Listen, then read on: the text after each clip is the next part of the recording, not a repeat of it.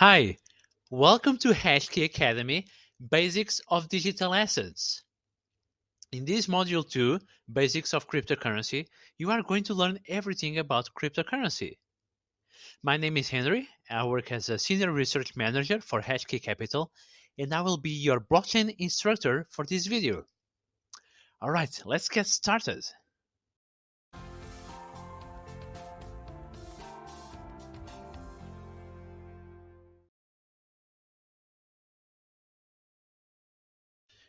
We have prepared some very interesting and exciting topics for this video. We will start with what are cryptocurrencies, Bitcoin and Ethereum, types of coins, what gives a crypto value, what are the price drivers, what is tokenomics or token economics, the crypto storage and transactions, gas fees, and other terminologies. I'm sure you will love this video. So, what are cryptocurrencies? I hope you had the opportunity to watch the Module 1 of this video series where we also talk about cryptocurrencies. But in a nutshell, a cryptocurrency is a digital or virtual currency that is secured by cryptography, and it is based on a network that is distributed across a large number of computers. And we usually call this network the blockchain network. This decentralized structure enables secure payments without the use of third-party intermediaries, so without the need of a centralized party, which means that it exists outside the control of governments and central authorities.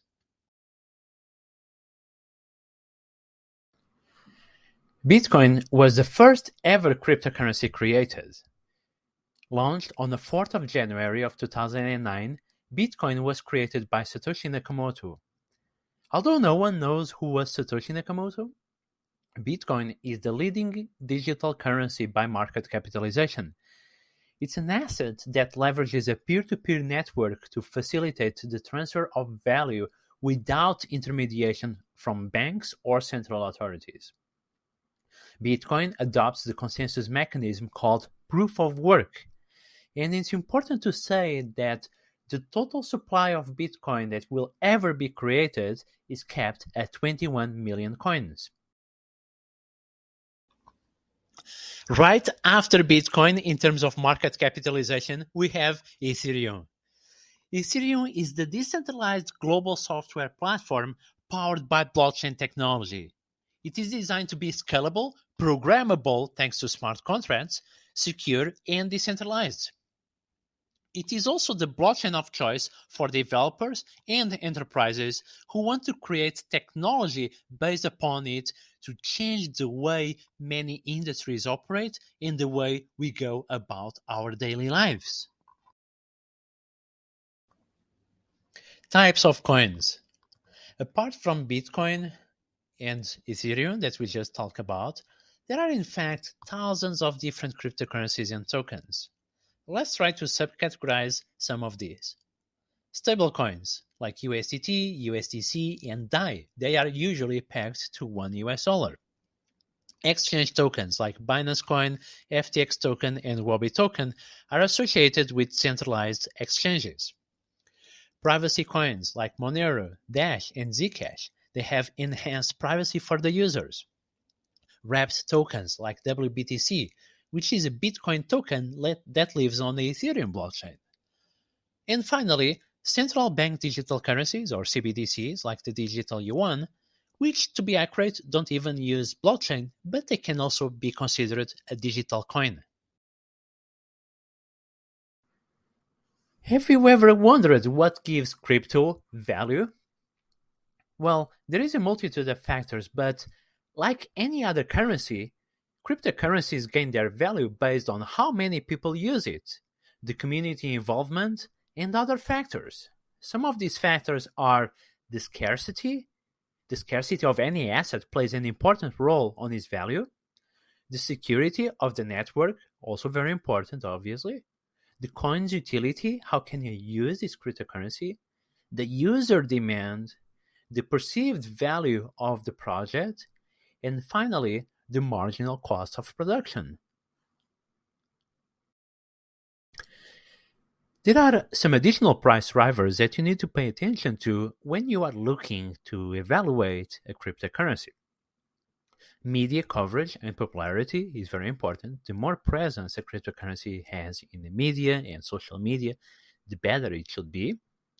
The number of developers involved in that cryptocurrency community and the number of dApps using that network. The supply and demand of the cryptocurrency, the cost of the production, and finally, investors' expectations, which ends up being a sum of all the previous factors that we have talked about. Tokenomics. Another important factor to have into consideration when looking at the supply and demand of a cryptocurrency is to understand if it is inflationary or deflationary. A cryptocurrency is inflationary when the number of its tokens in circulation is on the rise. As the supply of a token increases, its value is more likely to decrease. For example, Dogecoin is an inflationary asset. Every year, 5 billion new Dogecoins are created, and there is no hard cap for it. With deflationary cryptocurrencies, the supply of coins will decrease over time instead of increasing. This means that the value of each coin will rise if the demand remains consistent. Different projects employ different deflationary measures.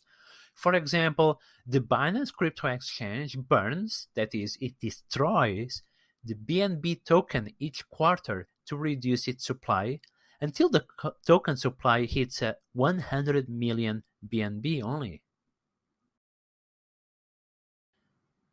In any project, you need to have into consideration how the project is allocating the coins or the tokens into these different categories.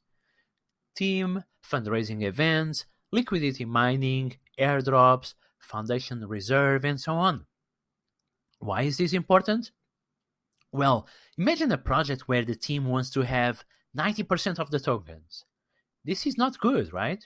The tokens should be fairly distributed across all these categories. Of course, the team should have some tokens, but the fundraising events, the community should also have tokens, and they should have also tokens reserved to bring additional ecosystem to the project. All right, now that you already know about tokenomics, let's talk about crypto storage and transactions. And let's start with the wallet. What is a wallet? The wallet is a piece of software and sometimes hardware that contains both your address and your digital keys. And it can be stored online or offline. It can be stored in your mobile device, your computer, or in a hardware wallet, like the ones that I talked about in the previous module of this course. The wallet doesn't really contain the funds that you own, doesn't contain the cryptocurrency. What it contains is the digital keys, the private keys, and the public keys that will give you access to this cryptocurrency. Then another concept is the keys. Public keys are like bank account numbers. They are the address, and you can share this address to anyone that wants to send you some cryptocurrency. On the other hand, the private keys are private. You cannot share it with anyone. These private keys will give you access to transact with your wallet, meaning that it's like a code or a PIN that gives you access to your funds. Finally, you have crypto addresses. Usually these crypto addresses are randomly generated or derived from the public key. They can be shared with anyone, and sometimes they even have a name like realsatoshi.eth, which is an Ethereum name service. Once you start to transact on the blockchain, you will hear about transaction fees or gas fees. The gas fees refer to the unit that measures the amount of computational power required to execute a specific operation or transaction on the blockchain, for example, on the Ethereum blockchain. In the Ethereum case, gas fees are paid in ETH. Gas fees are denoted in GUI, which is a denomination of ETH, is the smallest unit in ETH. Gas prices fluctuate quite a lot. The amount you pay will depend on the transaction complexity and the price of the related cryptocurrencies, and also the how congested and how much traffic does the network has at that precise moment. The more congested the network is, the higher the users will need to pay in order to secure their transactions on the blockchain. You can check a gas tracker like Etherscan that will allow you to check the current price of the gas fees on the internet. Probably you have already noticed that some blockchains can have sometimes very high transaction fees. But why? Well, certain blockchains like the Ethereum blockchain gained a lot of popularity. And the more popularity it gets, the more people and decentralized applications need to transact on the Ethereum blockchain. So there are a lot of calculations and manipulation of data and transfers and transactions that are occurring at this precise moment on the Ethereum blockchain. And simultaneously, dApps, decentralized applications, are growing in complexity, and they take up more space on the Ethereum blockchain to perform these transactions. This translates in having a very high demand for the limited block size of the Ethereum blockchain.